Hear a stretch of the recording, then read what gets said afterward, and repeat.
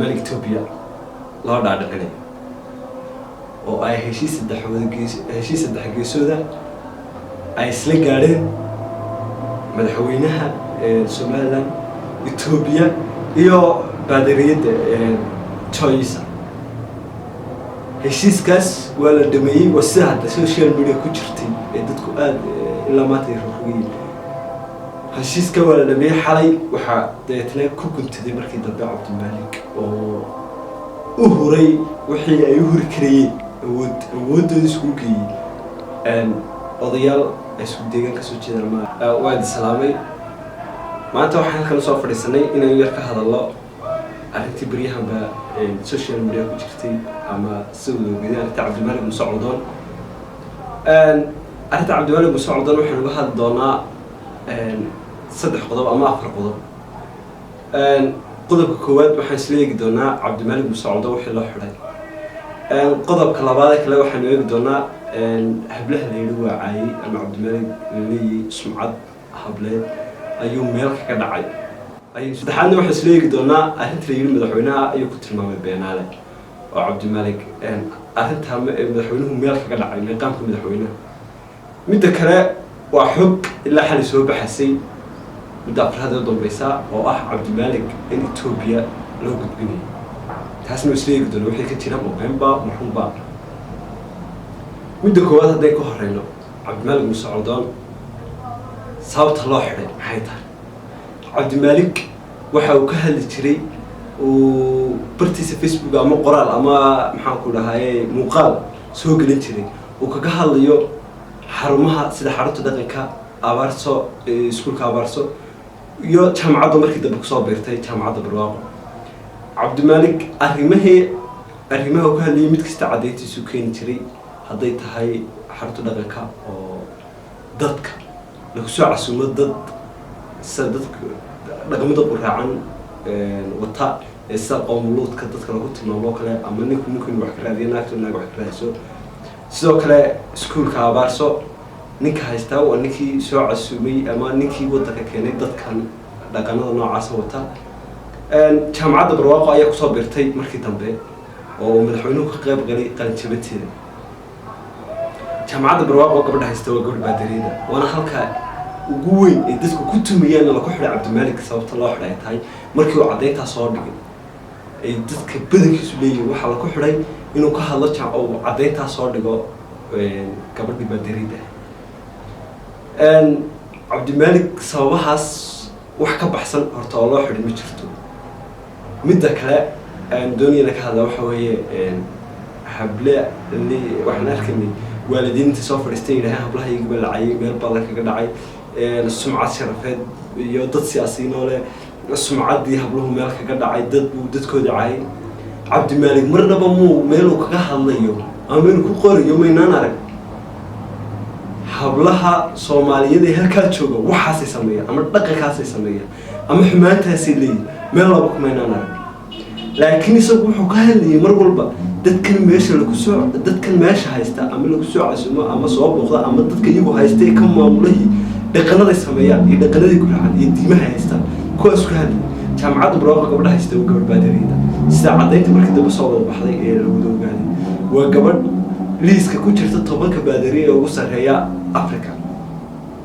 Cabdimalik arrintaas ku hadlay lahaa gabadh baadariyada ayaa joogta oo diinta faafisa cadeynteedu ku keenay sidoo kale abaarso waa keenay cadeynteedu xarunta dhaqan waa keenay marnaba oran hablaha Soomaaliyeed halka joogaan waxaas ay sameeyaan ama waxaas ay ku sameeyaan balse wuxuu ka hadlayay mustaqbalka arrintan waxa keeni karto iyo dadka nooca yihiin dadkuna wax fahmaan badan wanaagsan tahay wax badan aqalooda ka shadaan ma aha in la yiraahdo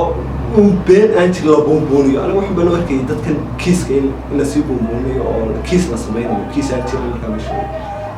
dadkuna waa arkay waa Cabdimalik wuxuu soo cadeeyay wuxuu yiri waxna waa qoray oo Facebook soo qoray waxna muuqaal ku soo geliyay midda saddexaad ay ka hadlayna waxa weeye hadalkii madaxweynaha ay dadku yiraahdeen madaxweynaha wuxuu ku tilmaamay beenaad haddii hadal kaste haddaan maanta halka nasteexa kasta ka sheego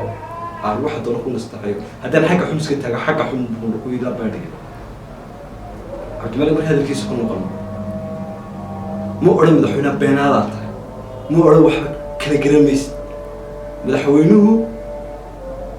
wuxuu sheegay inuu abaarsa isagu tegey waxa laala wax ka jiraa jiray barwaaqana ay tahay jaamacad ay tahay u mahadnaqayaan dadkii sameeyey iyo dadkii abaalkaa ku lahaa adigu madaxweynuhu waa difaacay inaan waxba ka jirin waa arkaa tilmaamay dadkaas bunbunaya isagoo weliba ku tilmaamaya dad waalwaalan oo aan waxba kala garan diintaan waxba ka garanayn inay arrimo social media inay arrimaha social media ku wareejinayaan ama ay ku qorayaan dadaan waxaan aqoon u lahayn markaas markaynu eegno hadalku cabdimalik yidhi cabdimalik ma odhan madaxweynaha beenaalaad tahay balse wuxuu sheegay arrintii ujeeddada ka dambaysa su-aaluhu dadka su-aaluhu si hadalka udhiga hadday u noqono cabdimalik wuxuu yidhi maxay sababtay dadkan inaga leeyihin ay intaas lacag ay noogu fangaraynayaan maxay tahay maxaa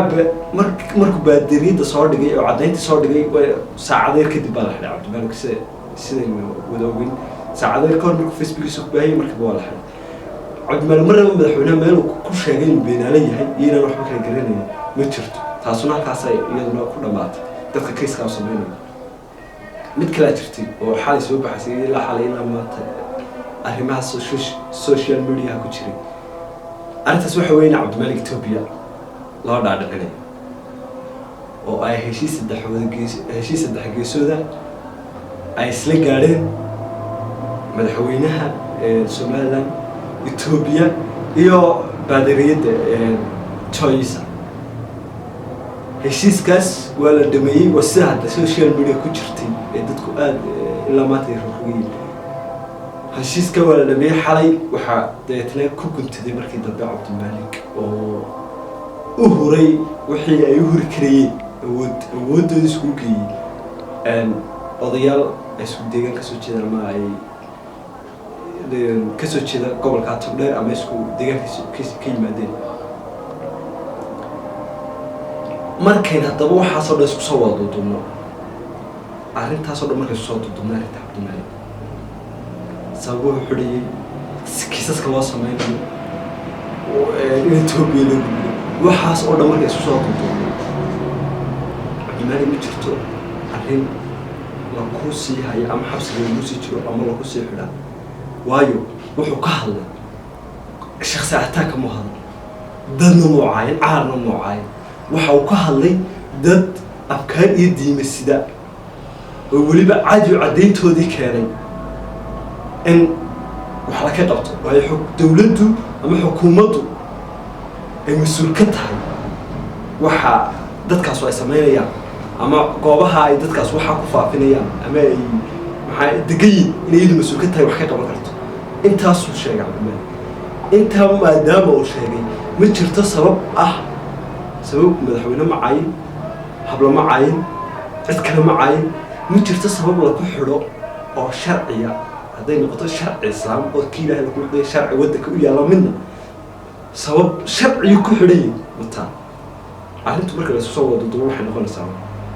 cabdimalik maxaad xaqiiqada u sheegaysaa maxaad waxaanay dadku arkayn aada arkaysaa hees baa odhan jirtay ninka ugu dheer baa dadka ugu ayan dara maanta in qofkii waxa loo sheegay dadka tusay mabaadiida khaldan iyo ummadda khaldan ee diimaha kala wadata ama dhaqamada kala faafinaysa dadka tusay in maanta xabsi la dhigo dadkii waxaa sameynayeyna loo mahadnaqon loo abaalgudo ayaan daraalkii ugu dambeysay baan fulayaa waa dee qof kastoo caqli leh markuu fiiriyo wuu arkayaa meesha waxaa ka socda inaanay dee qof damiirna waxaanu qaadan karin dadka arrinta Ethiopia haddii heshiiska hadduu hadalkaas ku yahay in cabdimalik Ethiopia lagu xidho oo halkaa la gudbiyey xaalkeenu hadduu hadalkaas run yahay xaalkeenu hadduu halkaa marayo yaa dee waxaan malaynayaa muwaadin iyo qaran ay sheeganayo Soomaalinimo iyo waxaas weysteeyay dadkuna damiirku haddaanu shaqaynayn waa mid subxaanallah markaa ummadda waxaan u sheegi lahaa wax kasta in caqligooda la kaashadaan propaganda dadka waalidkeeda anaga hablahayga meel kaga dhacayna iyagaa soo cadday dad musha cabdimaalik ku yidhi hablihiina ayaa waxa lagu sameeya ama hablihiina ayaa waxaa sameeya billahi tawfiiq